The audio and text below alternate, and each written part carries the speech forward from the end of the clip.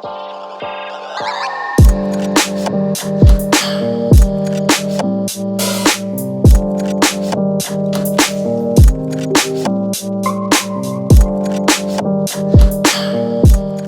up, everybody? It's your boy Crypto Bobby, aka Bobby Two Monitors. Hope you are having a great day, great night wherever you are watching or listening in from. And one big thing I gotta say, as much as I'm for saving the environment, as much as I am for environmental sustainability, trying to drink this coffee or trying to finish this iced coffee, and these paper straws that they have in New York, and I guess just everywhere in general now, like this flimsy little shit.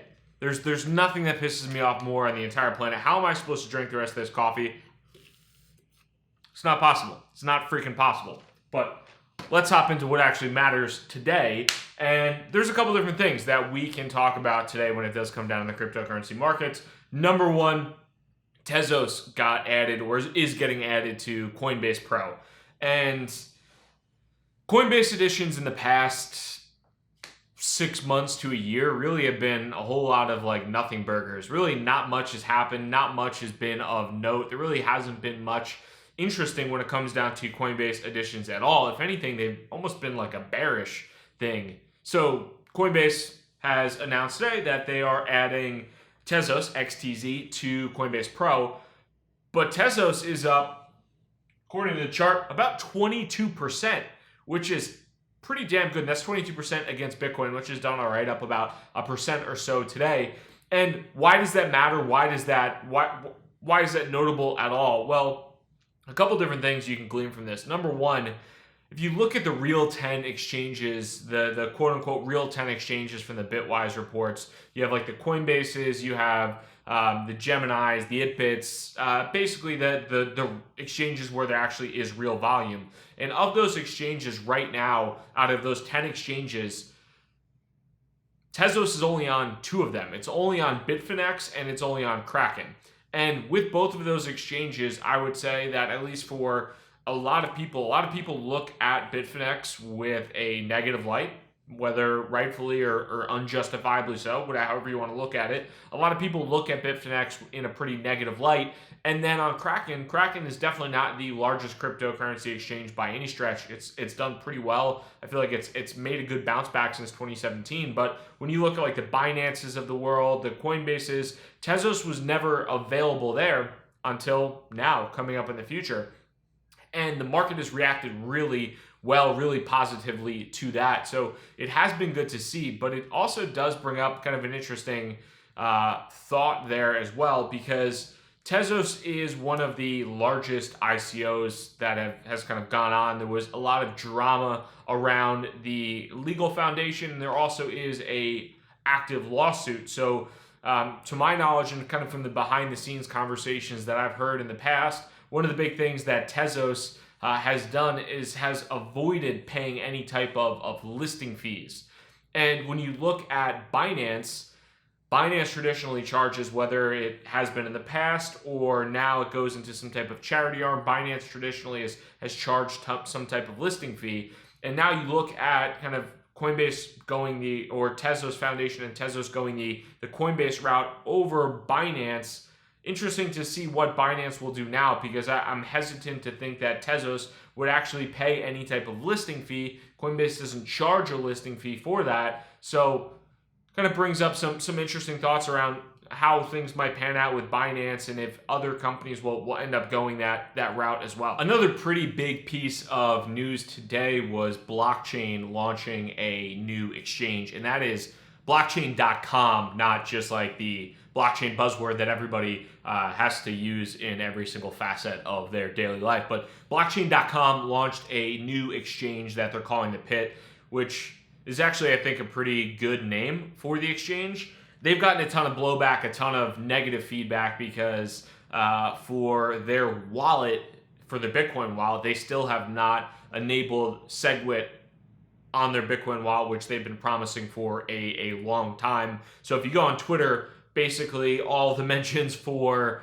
this new blockchain launch are just people bitching and moaning, saying when SegWit, when SegWit, when SegWit. The interesting part, at least to me, about the blockchain exchange launch, the Pit, is kind of how they're approaching it, with a focus on launching with data center technology rather than really on-premise data center technology, rather than cloud technology that a lot of the other crypto exchanges have been built on in the past.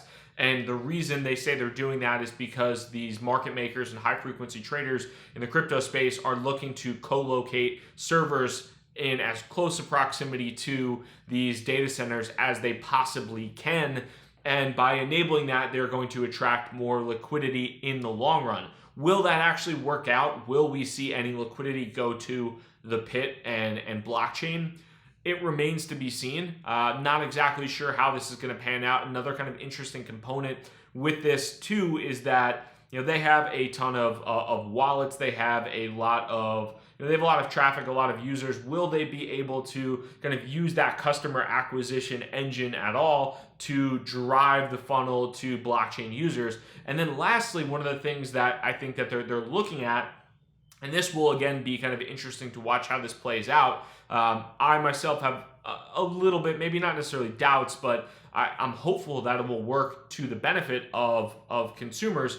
But they're trying to enable as much of non-custodial trade as possible, basically allowing people to keep their own keys and to not have to store their Bitcoin, their crypto assets on the exchange or on the exchange for a long time, and kind of enable for very quick access from cold storage to trading on an exchange.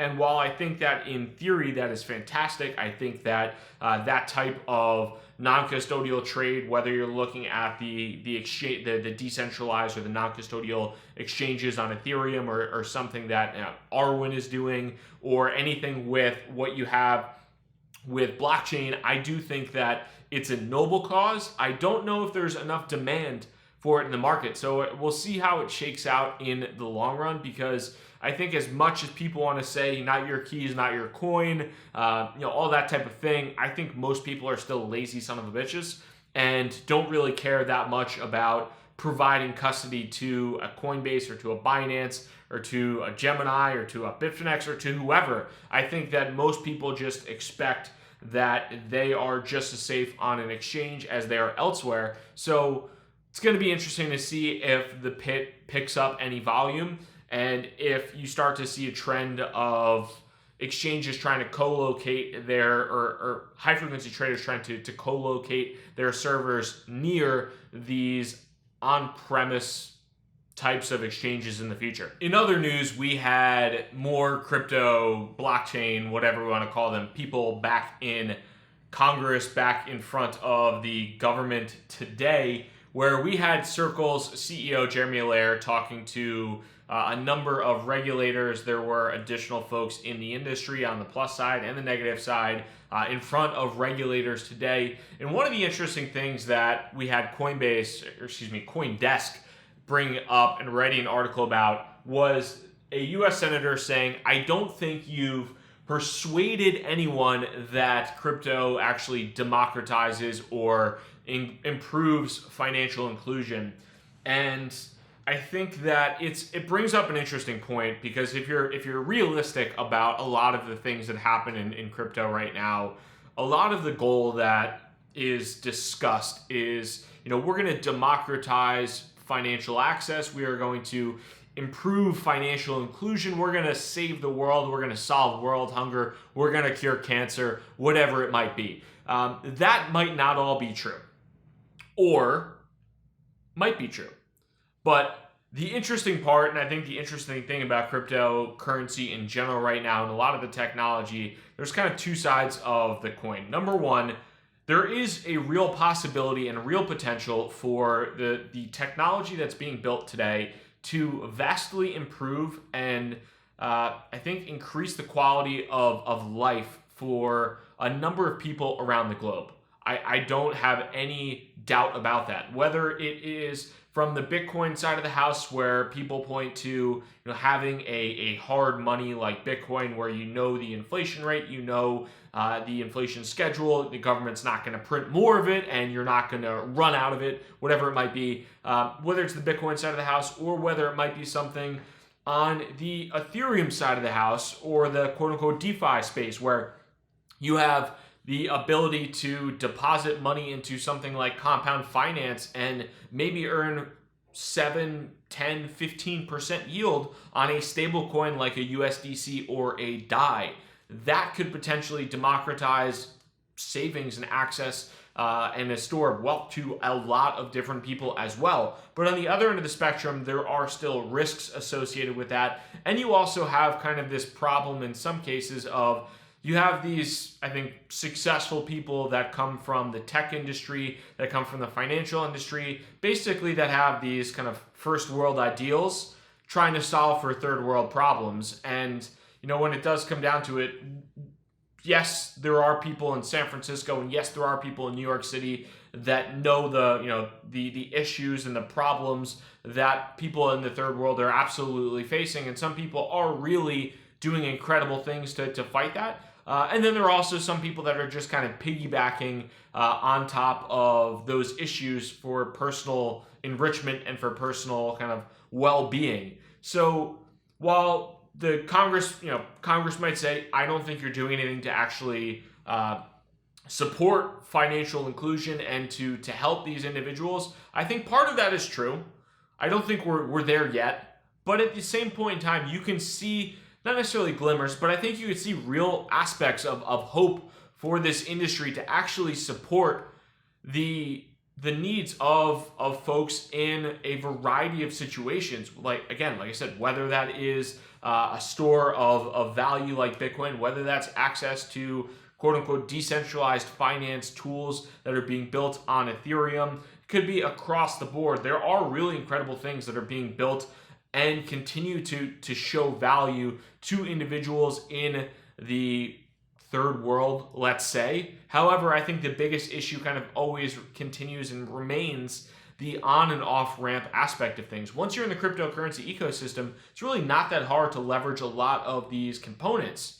However, getting somebody into the cryptocurrency ecosystem is a lot easier said than done. How do they get their own native currency into the ecosystem? How do they get cryptocurrency back into their native currency if they want to? There are a lot of problems that are being tackled, and I think people obviously recognize those, but there are still massive challenges when it does come down to that. And here we have our man, the CEO of Ripple, Brad Garlinghouse, talked to Bloomberg in the past day or so.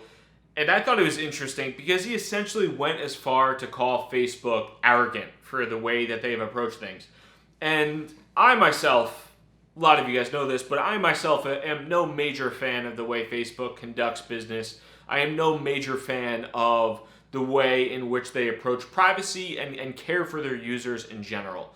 However, I think Ripple calling Facebook arrogant a day after Ripple took out a full-page advertisement in the newspaper exclaiming that all cryptocurrencies are not the same and saying that not everybody is trying to overtake the US dollar, and basically throwing a lot of other crypto assets under the bus and trying to separate themselves as like the legit cryptocurrency. I think that is the ultimate irony, and I think kind of a little bit insulting to a lot of other people. And it just kind of gives me the chuckles that Facebook is so arrogant, but Ripple, who has sold over $1 billion of XRP essentially to institutional buyers and to retail over time. We've seen that value drop in the past year and a half. Saying that as arrogant that's the ultimate irony to me. And I think that, I don't know, would love your thoughts on it, but Ripple's CEO coming out and saying Facebook is arrogant,